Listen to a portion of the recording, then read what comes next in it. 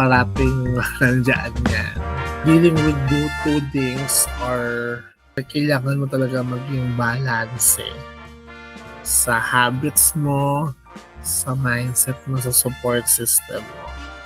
So, I usually plan and prioritize. So, ito yung parating natin pinoproblema. I think lahat ng young generation or younger generation, ang dami-dami natin gustong gawin and then na-overwhelm tayo.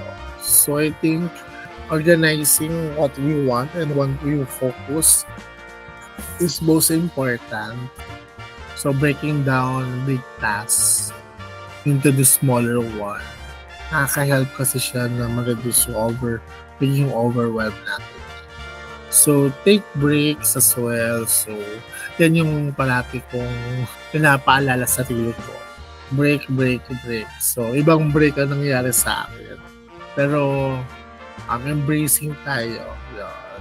That's why it can be help you to recharge, to clear your mind, and then learn to support or learn to have a support system. Ito yung lately ko lang na-encounter kasi nga I really have a problem on support system or talking to a lot of people or having more friends. So, akala kasi ng marami kasi is I love talking to people. Yes, it is. But siguro as an introvert, mas gusto natin yung like-minded na interest natin. Minsan, okay siya na makapag-share tayo sa kanila para maisen yung burden natin.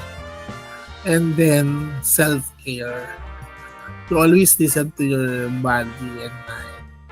I choose to have a proper sleep, eat right food, kung sabi lang healthy foods or healthy meals. Yun.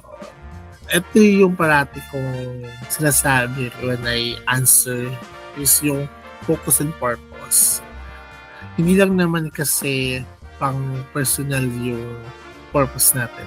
Always stick with the purpose. Siguro the second one is sharing my knowledge, so empowering Filipino talents.